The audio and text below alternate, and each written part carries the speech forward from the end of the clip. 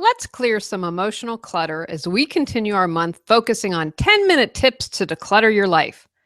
Today on Clearing the Clutter Inside and Out, we are tackling emotional clutter by feeling our feelings. Do you avoid your feelings? Are you afraid to express your feelings for fear of what others might say?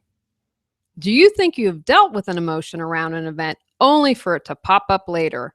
Listen as we offer tips to clear clutter through feeling.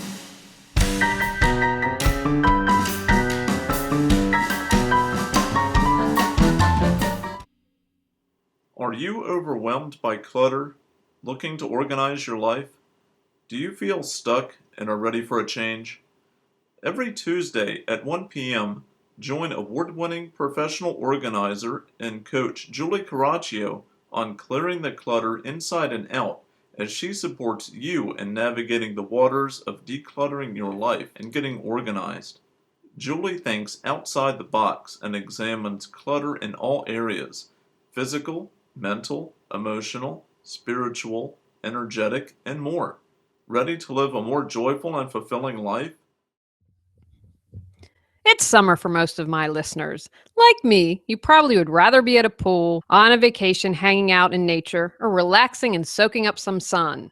Just because summer is in full swing, you don't have to kick your entire clearing your clutter routine to the curb. July was such a hit last year, I decided to do it again, focusing on new 10-minute tips for clutter-free living. You can check out last year's July episodes for more fast tips to declutter your life. This is one of those shows for me that I hope you are able to do in some way, shape, or form. Working on feeling my feelings has had a huge impact on my life. If you've listened to my earlier episodes, I talk a lot about emotional eating, which is something I've struggled with for years. This is one of the things that is helping change that for me. Why we avoid feelings. We avoid some feelings because they don't feel good. Grief, loneliness, heartbreak, and outrage. Other emotions that we create through the stories we tell ourselves, such as guilt, shame, depression, and emptiness, aren't fun either. Who wants to feel yucky feelings? Research has shown that suppressing or avoiding your emotions, in fact, can make them stronger. So if you're sad because you broke up with your boyfriend or girlfriend, but want to avoid feeling sad, you may watch funny TV shows and movies or act as if the breakup didn't occur. The sadness is still present in your mind and in your body as we store emotions. Everything is energy.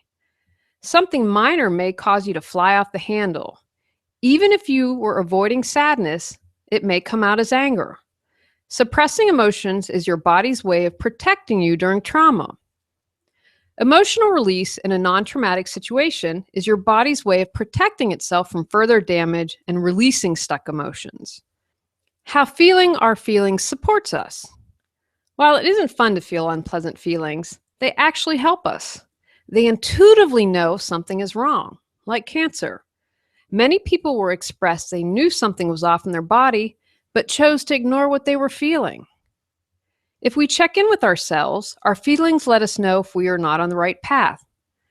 At a fork in the road with your career? Check in with your body and how you are feeling about the choices. They also alert us if something is dangerous. I ignored my feelings and was a victim of a violent crime. I do a lot of journaling, and about a year after it happened, I discovered I had written about it. I noticed that something was off, but I couldn't quite put my finger on it. By not being in touch and acknowledging my feelings, I suffered harm. By feeling our feelings, we can see where we need to create boundaries and whom we let into our life. They help us learn to say no and have better self-care. Feel the feelings. First, give yourself permission to feel. You are allowed to feel whatever you need to. Try not to judge an emotion as good or bad. For example, anger can serve as a great catalyst for change. Women would have never had the right to vote if Susan B. and all of her friends weren't really angry. It's important to remember that unpleasant feelings are a part of life. We can't avoid them through resisting them. What you resist persists, said Carl Jung. If we accept our feelings, it allows us to deal with them more successfully, and once we do that, we can release them. What I mean is sitting with your sadness or anger or guilt or shame and really feeling it. Know that it won't last forever. When I ended a long relationship, I cried for about 20 minutes, howling, sounding unhuman. When I finished, I knew that my grief was over. That isn't to say that a tinge would pop up every now and then, but when I fully felt my heartache, I was able to release it. Prior to clearing the clutter inside and out, I interviewed a lot of people on my internet TV show, Reawaken Your Brilliance.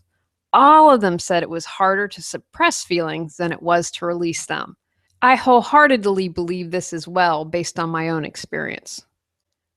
When you feel your feelings, this allows you to not act on your pain, such as hitting someone or abusing yourself. Once released, you can channel it into something healthy, such as writing or dancing. Also, when we don't feel anger or guilt, people can keep us oppressed and in their power. No matter where you stand politically, in America, people are angry. People are becoming angry enough to demand change. Are you feeling stuck? Does your mind always seem to go a million miles a minute? Can you easily navigate the ups and downs of life? The journey of 1,000 miles begins with one step. As a lifestyle coach, Julie supports you in your self development and well being by showing you how to declutter your life. She considers herself a CPO, Chief Possibility Officer, because our possibilities are endless. Ready to take the next step? Schedule a free 30-minute consultation. Learn more at reawakenyourbrilliance.com. Now, the fun part. The first thing I do is lay down quietly and check in with my body. I try and ask questions to see if anything needs to be expressed. Sometimes I get a response, sometimes I don't. If I don't, I simply start to breathe and go from there. I like breath work to feel my feelings. I have a variety of different breaths that I use. I do breath and movements such as shaking my body while making sounds. I like to do this in our bed when no one else is around so I can be as loud as I need to be. If that isn't an option for you, use a pillow. You can scream really loudly and forcefully into a pillow. Emotions are energy and want to move, so do what you can to allow them to do that. I also like to get physical. I have a blocker that someone holds, and I wear gloves that I use to punch. I had a friend, Stinky, I used to do this with all the time. He knew exactly what to say to get me really angry. The good news is I was exhausted when I was done fighting because I had released so much. Maybe for you, it is a spinning class that allows you to feel your anger and burn a lot of calories. With dancing, you can make sounds and move as well. Journaling also might be an option, as well as simply screaming at the top of your lungs. There are many different ways that you can become in touch with your feelings. Set aside some time to test out a few things. The more you do this, the easier it becomes. I have found with a regular practice, I'm able to let go of unpleasant feelings more quickly, as well as I don't get thrown off or have knee-jerk reactions as much. Post feeling. This can be really intense. Plan a fun or relaxing activity afterwards. Maybe order takeout or have already made your next meal. I am a fan of a good bubble bath. Have a plan in place for you when you've completed this exercise. I encourage you, if you are unable to do something the first time you tried this, not to give up. Keep doing an exercise until you find you are able to release feelings. Important note: we can avoid feelings for good reasons. For example, children who have been abused are usually very good at this. If you have avoided your feelings, beginning to feel may be very difficult for you. You could bring up some unburied trauma. Please, please, please take good care of yourself. Seek professional help, a trusted mentor, or good friend to support you during this process. Have a list of people you can talk to or possibly do these exercises with, or a professional who would work with you on these issues. It is important to have a safe and loving support system in place in case anything does come up. Takeaways from today's podcast. Research has shown that suppressing or avoiding your emotions, in fact, can make them stronger.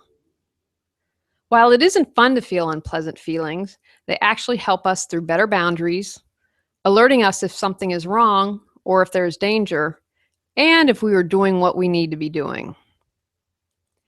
Feelings can bring up strong emotions and even buried trauma. Seek professional help, a trusted mentor, or good friend to support you during this process. Go out, clear the clutter to create the life you choose, deserve, and desire. Ready to clear clutter and share your gifts with the world? The journey of 1,000 miles begins with one step, so what step will you take today? Sign up for our newsletter and receive a free copy of our 10 Steps to Clearing Clutter. Julie Coraccio provides coaching, professional organizing and speaking, organizing classes, positive affirmations, and her unique How to Declutter Your Life course. Learn more at reawakenyourbrilliance.com. Subscribe to Clearing the Clutter Inside and Out and join us next Tuesday at 1 p.m.